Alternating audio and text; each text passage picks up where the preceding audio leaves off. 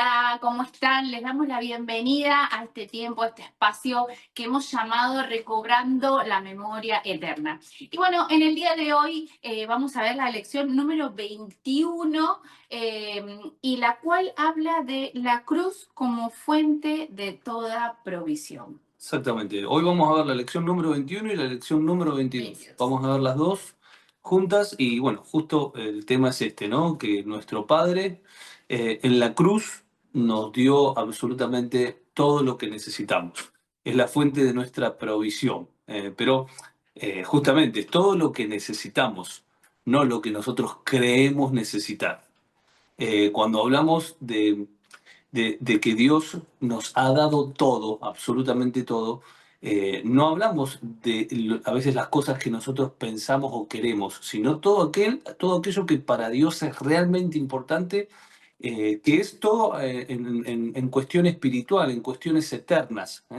Todo lo que puede irse por el uso cotidiano no es un verdadero tesoro. Los verdaderos tesoros para Dios son aquellos que pueden permanecer para siempre, ¿no? Por eso vamos a ir viendo cómo en la cruz tenemos toda la fuente de nuestra provisión y también vamos a ver algunas cuestiones que pueden ser obstáculos para poder disfrutar de todas las provisiones de Dios, ¿no?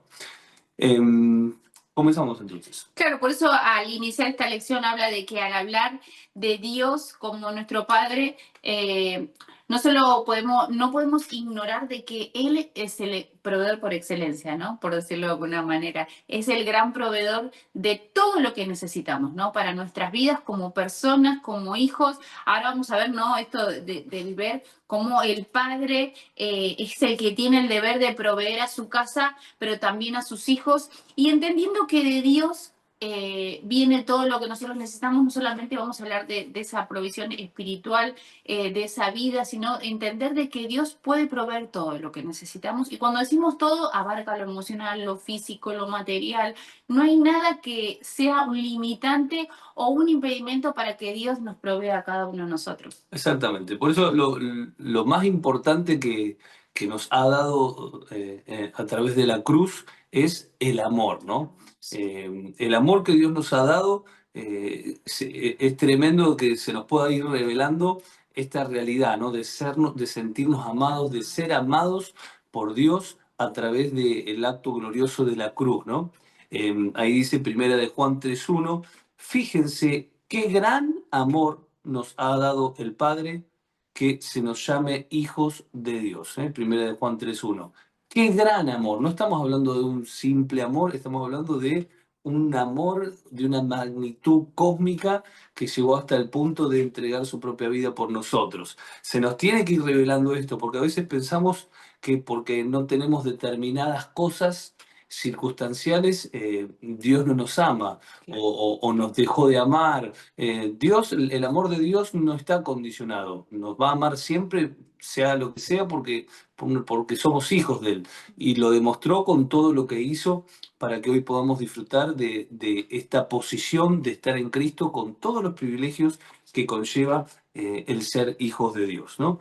Por eso el amor que nos hace hijos, ¿no? El amor que nos da vida. Exacto, ahí vemos el punto número 2 que habla de esto, ¿no? De este amor que no solo nos hace hijos, sino que de este amor que nos da vida. Y ahí leemos en la primera carta de Juan 4:9 y dice, así manifestó Dios su amor entre nosotros, en que envió a su Hijo unigénito al mundo para que vivamos por medio de él, ¿no? Vemos ese amor que trasciende cualquier barrera, ¿no? Porque uno a veces piensa, ¿no? Cuando uno no es padre, no conoce qué tanto o qué tan sacrificial es ese amor en brindar a un hijo, ¿no? Pero cuando uno es padre, cuando uno es madre, uno puede comprender de qué se trata ese amor, ¿no? Porque vos a tus hijos los tenés, los amás y se portan mal, se portan bien, te obedecen, no te obedecen, pero es un amor que te nace para con ellos y vemos ese amor expresado de Dios para con nosotros en que se manifestó dándonos a su Hijo, Claro, dando su vida por cada uno de nosotros, y para el que resultado, vivamos esta vida, claro, ¿no? justamente, ¿no? El resultado de ese amor es que tenemos vida. Y usted dirá, bueno, pero yo ya tenía vida. No, No. en lo espiritual no teníamos vida. Sin Cristo estábamos Nuestra vida espiritual la logramos conseguir a través de Cristo, a través de la cruz de Cristo. Por eso, para que tengamos vida, el para qué es el propósito, ¿no? Dios manifestó su amor entre nosotros al enviar a su Hijo unigénito para que tengamos vida. Hoy tenemos vida, y una vida que es eterna, que no se limita a este mundo, ¿no? Que puede seguir por la perpetuidad. Ese es el objetivo, por eso Jesús dijo, yo he venido para que tengan vida y vida en abundancia, esa vida plena, esa vida eterna que está en cada uno de los hijos de Dios. En esa cruz también no solo nos dio amor, sino que también nos dio una provisión de perdón, ¿no? Hay una provisión de un perdón abundante, de abundante perdón a través de Cristo. Por eso Efesios 1:7 dice, en Él tenemos la redención mediante su sangre, el perdón de nuestros pecados, conforme a las riquezas de la gracia. ¿Eh? Acá donde vemos cómo está relacionada la gracia con el amor, con el perdón, cómo somos introducidos en este ámbito de gracia a través de lo que Él ha hecho por nosotros, ¿no? En Él tenemos la redención. Fuimos comprados, fuimos redimidos a través de la sangre y el perdón de nuestros pecados. Cuando hablamos de perdón, no solamente hablamos del perdón de los pecados, que nos perdonó, sino del perdón del pecado, de esta naturaleza caída que ya nos hacía enemigos de Dios por portar el pecado natural que todos nacen con él, ¿no? En la cruz no solo nos dio perdón a nosotros, sino también dio perdón para todos. ¿Eh? Acá hay algo que es muy, muy interesante, ¿no? Porque 1 de Juan 2:2 dice, Él es el sacrificio por el perdón de nuestros pecados, y no solo por los nuestros, sino por los de todo el mundo. Es decir, Cristo pagó el precio del pecado de anticipado por todo el mundo. De ahí que aquellos que lo reciben y aceptan, y hay otros que no, que siguen viviendo en esclavitud, que siguen viviendo sin vida espiritual. Pero ya está pago, es como cuando compramos algo en un negocio que lo dejamos pago, ahora tenemos que ir a pasar a retirarlo. Por ahí vivimos toda la vida sin ir a buscar eso que ya está pago, por no sentirnos hijos, por no pasar de las tinieblas a la luz admirable, pero el pago ya fue hecho para que todos puedan ser perdonados.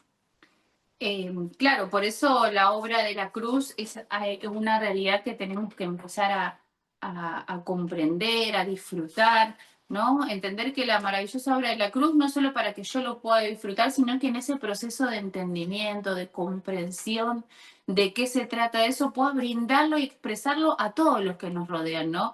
Así como Jesús tuvo esos actos de amor para con quienes lo rodeaban, ¿no? Por ejemplo, pensaba ahí en el libro de Juan 13, capítulo 13, versículo 4 y 5, que es donde Jesús se levantó, estaba rodeado de sus discípulos, estaban sentados en una mesa y él se levantó de la mesa, se quitó el manto, se ató una toalla en la cintura y comenzó a lavarle los pies, empezó a honrarlos, ¿no? Y vemos cómo ese acto de amor expresa mucho, ¿no? Porque en ocasiones a veces nosotros creemos de que el amor de Dios me vino, me salvó, me da perdón, me da todo lo que yo necesito y solo me ocupo de mí y de mi bienestar y de lo que yo pueda alcanzar, de lo que yo quiera tener y me olvido que en realidad ese amor que Dios nos expresó por medio de la cruz, por medio de su Hijo, es para que esa vida sea manifestada, esa vida sea brindada, ¿no? Por eso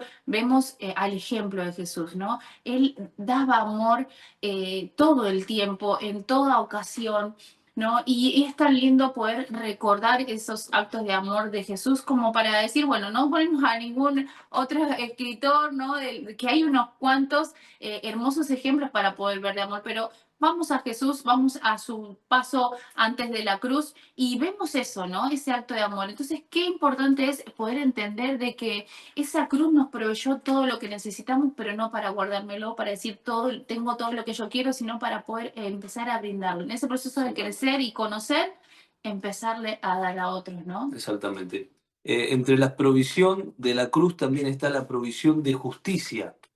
Eh, no solo a través de Cristo, a través de la obra consumada de la cruz, tenemos provisión de perdón, de amor, sino también de poder ser justos delante de Dios a través de portar la justicia de Dios. Fuimos justificados. Es decir, el pecado, lo que necesitaba era un castigo por ese pecado, ¿no? Bueno, ese castigo no vino sobre nosotros, fue sobre Cristo, y a través de él es que podemos alcanzar esta justicia y sabernos justos por medio de Jesucristo ante Dios. Y desde ahí es donde podemos disfrutar de una comunión con nuestro Padre, ¿no? Por lo que Cristo hizo por nosotros. Claro, por eso esa justicia te trae paz, ¿no? Ahí en Romanos 5:1 dice, en consecuencia, ya que hemos sido justificados mediante la fe, dice, tenemos paz con Dios por medio, no de nuestros actos, no por medio de tu esfuerzo, sino por medio de nuestro Señor Jesucristo. Entender que todo está provisto. Por eso hablamos de la obra de la cruz como algo que tenemos que empezar a asimilar y a conocer, y si no, y no sé de qué se trata, preguntar, pastor, pastora, ¿de qué se trata? Quiero saber de qué se trata. Y es importante entender de que esa justicia me provee una paz que no nace de mi humanidad, porque a veces veo lo que está pasando temporalmente en mi hogar, en mi situación, sea cual sea la que esté atravesando, y en ocasiones me frustro, estoy mal, sí, tengo sentimientos encontrados, pero cuando empieza a reinar esa justicia de Dios, esa paz de Dios, no importa las circunstancias, yo tengo una fe que me sostiene, ¿no? En ese Cristo glorioso. Y todo esto nos lleva a una provisión de salvación, es decir, en la provisión que Dios nos dio a través de su amor, a través del perdón de pecados, de poder ser introducidos en la gracia, de ser justificados. Si tenemos que simplificar todo esto, lo simplificamos con que nos salvó. Todo eso conlleva esta salvación tan grande que Dios nos hizo, nos brindó a nosotros para que realmente podamos disfrutar de esta verdadera libertad del cristiano, de esta vida abundante, ¿no? Si podemos encerrar todos los conceptos anteriores en una sola palabra, la encerraríamos en esta: salvación. Hemos alcanzado salvación. Si algo ha provisto el Padre en la cruz, es salvación para un mundo perdido, para el ser humano que no tenía razón de ser, que no tenía ningún propósito de vida. Él nos da parte en su propósito para que nuestra vida pueda tener un sentido, ¿no? Y podamos entender de que para eso hemos nacido, y ahí donde nosotros encontramos esta paz, donde encontramos esta plenitud, este gozo. ¿Por qué? Porque estamos en el lugar correcto. Es como cuando a veces estamos en distintos lugares que nos sentimos incómodos porque no es nuestro lugar, y podemos estar en una casa, en un auditorio, en distintos lugares, pero el lugar donde más cómodos nos sentimos es cuando volvemos a nuestra casa. Bueno, estar en Cristo es volver a nuestra casa. Estar en Cristo es volver a los brazos de nuestro Padre, porque nacimos para estar con Él, ¿no? Qué interesante poder ver todo esto. En la cruz hay provisión de salvación para todos, no para algunos. No hay una élite, por eso tantas veces la palabra nos enseña que ya no hay judíos, no hay griegos, no hay esclavos, no hay libres, somos todos uno. Cristo derribó la pared intermedia que había entre judíos y gentiles, ¿no? Haciendo de los dos una nueva humanidad, un solo pueblo. Somos sus hijos. Hay provisión de salvación para cada familia. Hay una provisión de salvación para nuestras amistades, para nuestros familiares, para nuestro entorno. Estemos donde estemos, estamos en el trabajo, estemos donde estemos, siempre hay provisión de salvación. ¿Por qué? Porque nosotros somos los que dispensamos esa salvación alrededor donde nos encontramos. Portamos en nosotros el mayor tesoro y las llaves que pueden introducir a las personas a esta vida abundante, a esta salvación. Todo eso lo portamos en nosotros y somos nosotros los encargados de poder reconciliar al mundo con Cristo.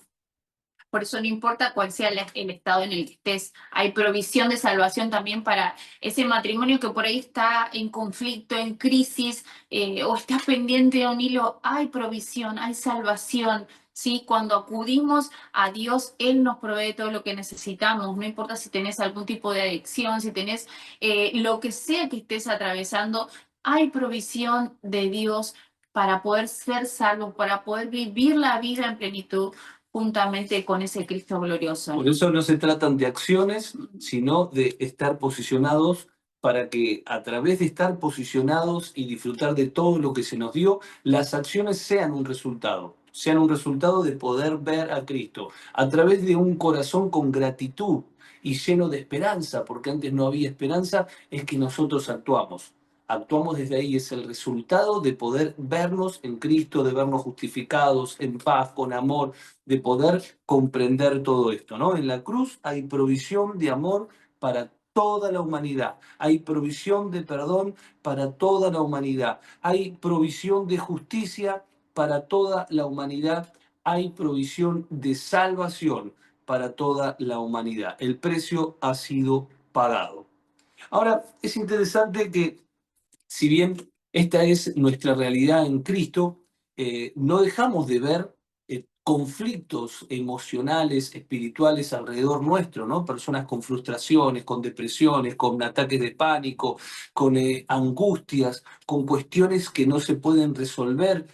Y todo eso justamente apunta a que tenemos disponibles para nosotros una fuente inagotable, pero no la estamos aprovechando y vivimos mendigos siendo hijos. Y no se trata de hacer algún acto de empoderamiento, sino pedirle realmente a Dios que abra los ojos de nuestro entendimiento para poder comprender todo lo que tenemos y a través de la fe activar lo que tenemos y caminar desde esa realidad. Ahora, ¿hay enemigos de la provisión? Sí, hay enemigos. Y nos gustaría tocar algunos enemigos para poder también identificar, porque a veces nuestra condición o la situación en la cual nos encontramos es justamente el resultado de no estar identificando en nosotros obstáculos que no permiten el fluir de Dios, que no permiten que estemos parados en esta realidad eterna, ¿no?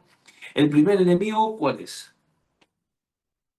El primer enemigo es el estar acostumbrado, el Exactamente. estar totalmente cómodo y no darme cuenta de que no estoy siendo efectivo en la obra de Dios, ¿no? En esto que recién el pastor nos decía de que tenemos que expresar esta vida, ¿no? Pero en ocasiones nos acostumbramos, ¿no? Y dejamos que los sentimientos, las emociones nos empiecen a gobernar y no sea Cristo el que esté gobernando a cada uno de nosotros, ¿no? Exactamente. Y vamos a tomar Isaías, el capítulo 32, a partir del versículo 9, para poder tener esta base bíblica de estas cuestiones que Dios estaba reprochando a su pueblo por, por estos obstáculos que no le permitían disfrutarlo, ni serle fiel, ni manifestar realmente a Dios a través de sus vidas, ¿no? Vemos ahí en Isaías 32:9,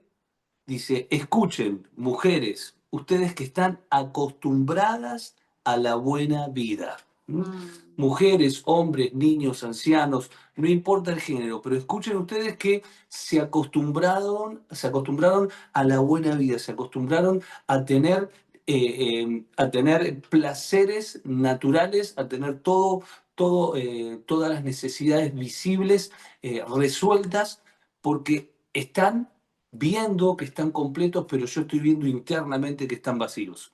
Y acá es donde Dios empieza a confrontar con estos obstáculos que comenzamos con el primero, que es el acostumbramiento, ¿no? Sí, y a veces en ocasiones pasa que cuando uno por ahí tiene un trabajo estable, en el que vos sabes que el uno está depositado, te empezás a confiar de vos mismo, de tu trabajo, bueno, necesito un poco más de dinero, trabajo un par de horas más, ¿no? Y en realidad empiezo a acostumbrarme a que yo soy el artífice de lo que yo quiero tener, cuando en realidad el que permite que yo pueda hacer todo eso es Dios.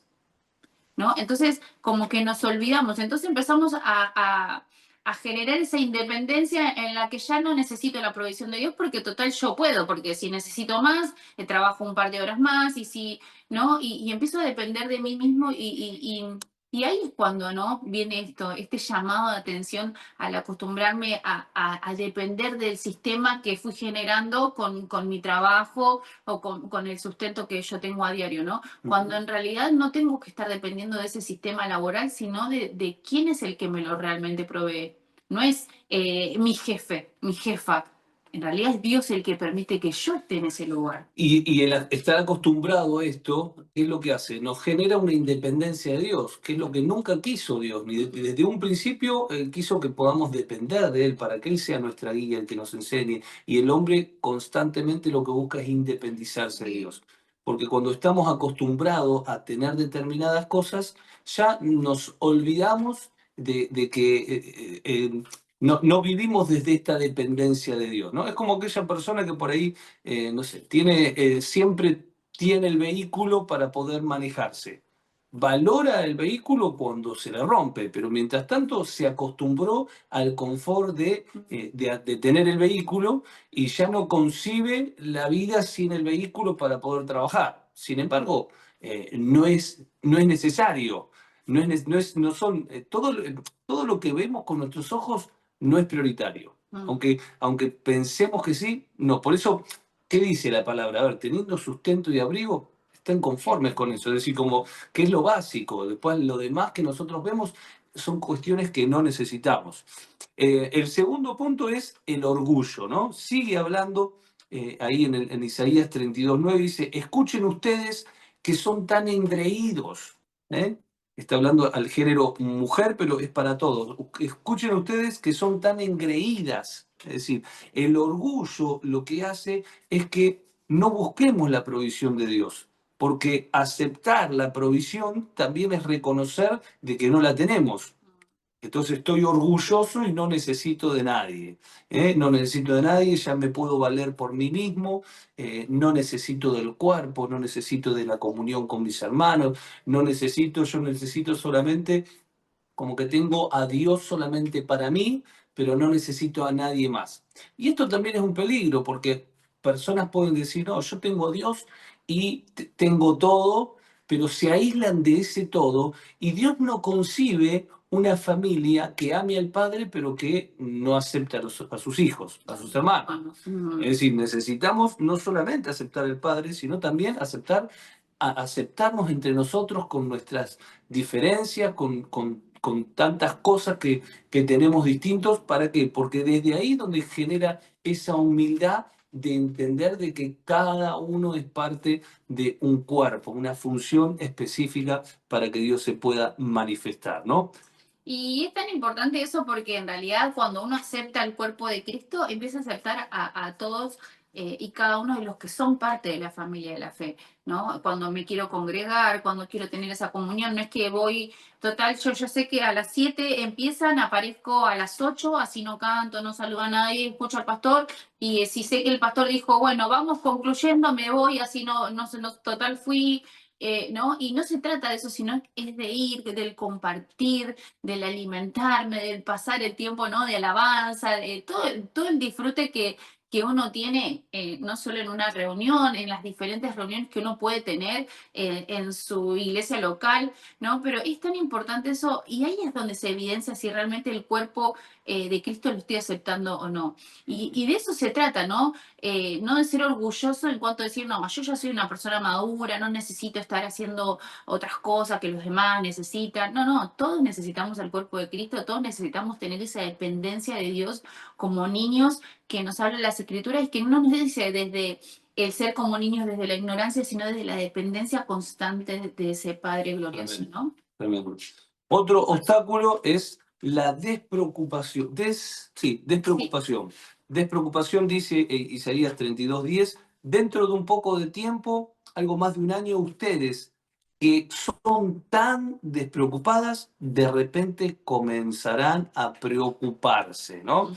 Ustedes que no se preocupan por nada, ¿Y qué es la palabra preocuparse? Es ocuparse con antelación, es ser una persona que no permite que se le caiga el techo encima, es decir, una persona que se va ocupando a su debido tiempo porque es previsor, porque es ordenado, porque entiende de que a través del trabajo es que se logran los resultados. Y no hablamos de un trabajo literal, hablamos del trabajo que necesitamos, que necesitamos que Dios haga en nosotros.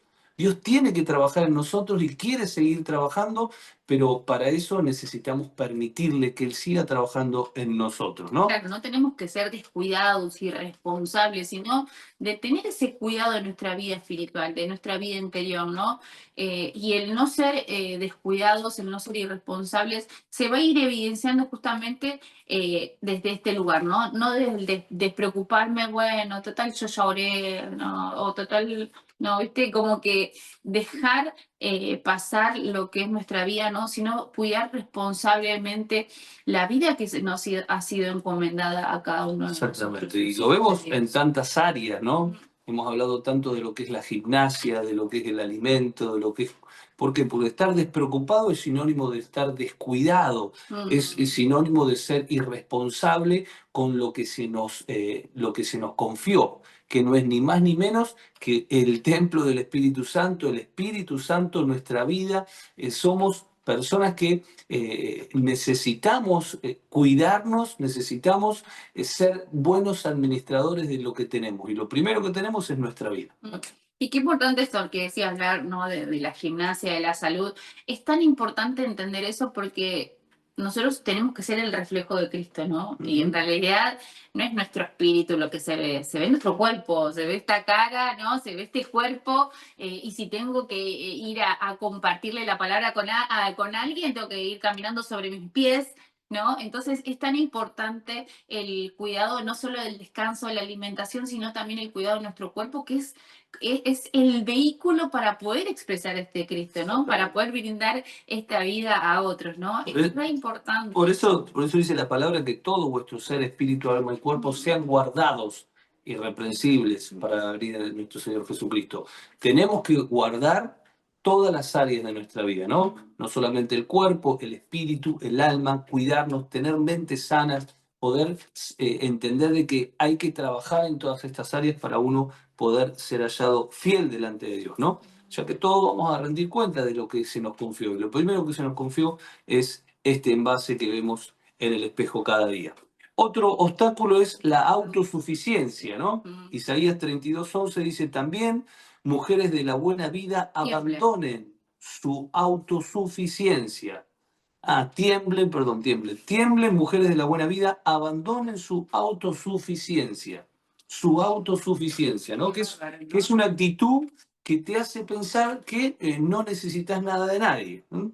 Que te puedes arreglar solo, que vos ya llegaste a una madurez, a entender, ya no sos un neófito y automáticamente te pone en un lugar de orgullo, en un lugar de independencia, en un lugar donde ya no te vales de la gracia de Dios. Esa gracia que debemos, cada día se nos tiene que seguir revelando y debemos depender constantemente de la gracia de Dios. No dependemos de lo que hacemos nosotros. Y no se trata de lo que hacemos nosotros porque no hay ningún justo, ninguno que, no, que por sus propios méritos pueda presentarse delante de Dios. No tenemos con qué, es siempre a través de Cristo, ¿no? De esta manera nos vamos dando cuenta de las carencias y de las falencias de la vida interior, tanto en lo emocional como en lo espiritual. Pero a veces en vez de acudir al Padre y apropiarnos de la provisión que Él tiene, comenzamos a esforzarnos y a tratar de solucionarlo con nuestras propias fuerzas, ¿no? Y ahí es donde nos vamos a terminar dando con un camión de frente, porque a través de nuestras fuerzas no podemos hacer nada, ¿no? Todo lo que vamos a hacer va a ser vacío. Claro, porque va a ser limitado, porque en realidad cuando uno quiere, ¿no? resolver en esto del resolver, trata de tener estrategias buenísimas que saco de acá, que saco de allá, y empezás no solamente a ser autosuficiente, sino autoexigente. Porque uno, ¿qué quiere hacer? Superarse, superarse. Y la autoexigencia lo que te da es mayor frustración, porque en realidad querés lograr algo que no podés y te frustras.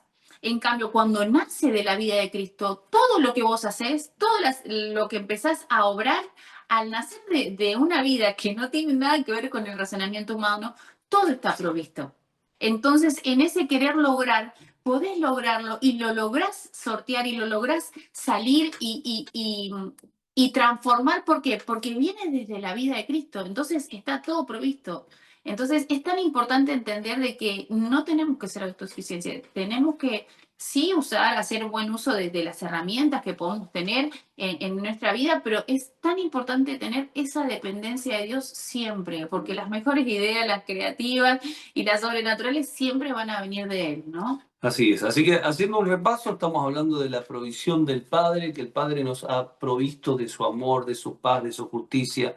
Él nos ha dado todo a partir de la cruz. Por eso tantas veces encontramos en la palabra, pero ahora en Cristo. Una nueva realidad tenemos a partir de Cristo y todo eso es gracias a Él, ¿no? Todo es por su gracia, no por nuestros méritos. Y los enemigos que no nos permiten disfrutar de esto es el acostumbramiento, ¿no? Estar acostumbrado a un nivel de vida, a estar acostumbrado a cuestiones que no quiero cambiar. A veces hay paradigmas que tienen que ser rotos y nosotros no los queremos romper porque estamos acostumbrados a eso. Ya me funciona de esa manera, lo vi de esa manera, porque para poder cambiar estructuras, ideas, tiene que haber un rompimiento de lo anterior para poder abrazar lo nuevo. Exacto. El orgullo, también hablamos recién, la despreocupación, ¿no? La autosuficiencia, esto de creérmela que ya no necesito nada de nadie. Y la última es la religiosidad, Sí. que dice Isaías 32:11, parte B, dice, quítense sus ropas bonitas y pónganse tela áspera en señal de su duelo, de su dolor. Es decir, las ropas bonitas, la religiosidad lo que hace es mostrar una apariencia externa que en realidad no es la real. No es no es lo que pasa internamente. Por eso que le dice Dios, sáquense esas ropas bonitas, no traten de mostrarse de una manera en la que no son. Y eso justamente es lo que hace la religiosidad, apariencias. Lo que hace la religiosidad es mostrar obras de piedad, pero que en realidad, como recién decía la pastora, no son provocadas ni es el resultado de esta naturaleza que nos habita. Son simplemente acciones externas que lo que hacen es sentirnos mejor, acallan nuestra conciencia, nos genera ese orgullo religioso de sentirnos superiores a los demás, ¿no? Por eso quítense las ropas bonitas y pónganse esa tela áspera, ¿no? Estas vestiduras lo que reflejan es la religiosidad, la apariencia, lo que muestra es algo externo, pero no algo verdadero. Claro, y necesitamos reconocer de que somos personas que necesitamos ayuda, necesitamos esa ayuda de Dios. Por eso es importante entender de que, como dijimos al principio, todo está provisto por Dios. Dios nos provee esa salvación, esa ayuda, todo lo que vamos necesitando, las buenas ideas, como hablábamos recién, pero también Dios provee las personas, pone las personas adecuadas para que podamos acudir, para que podamos tener un espacio saludable en el que podamos encontrar esa guía espiritual que viene de Dios. Por eso no nos callemos si estamos necesitando ayuda. Nosotros con el pastor siempre decimos esto, estamos para servir, estamos para ayudar. eh, y es tan importante entender eso, que Dios provee también las personas con las cuales... Qué tremendo eso, ¿no? Porque justo era lo que iba a decir, que Dios provisto de que todo hijo de Dios tenga alguien a quien acudir. ¿Eh? Alguien vamos a tener. Por ahí no lo tenemos en la ciudad, levantamos el teléfono, mandamos un mensaje. En algún lugar tenemos alguien espiritualmente maduro como para poder nosotros recurrir y decir, estoy en esta situación. Porque tantas veces nosotros que trabajamos con matrimonios, vienen a nosotros ya con el problema. Es decir, ¿qué pasó? Y nos separamos. ¿Cómo que se separaron? Pero si hasta la semana pasada les mandaba mensajes, ¿cómo andan? ¿Todo bien? Claro, era mentira, no estaban todo bien. no permitieron mostrar la falencia, la flaquedad, el problema. Se los envolvió y Claro, estaban todo divino y en se realidad vestían, entró mal. exactamente, se vestían con ropas hermosas. Claro. Es decir, mostraban de que estaba todo perfecto, pero en realidad estaban viviendo crisis. Y no, van a acudir a ayuda cuando ya está roto. Siempre en Dios tenemos la posibilidad de la restauración, pero cuánto más cuando lo agarramos a tiempo. Sí. Es como un vehículo que empieza a hacer ruido el motor, empieza a hacer ruido, empieza a salir humo, y yo sigo andando, sigo andando, sigo andando. Cuando dejó de andar el auto, ahí lo llevo al mecánico y está fundido.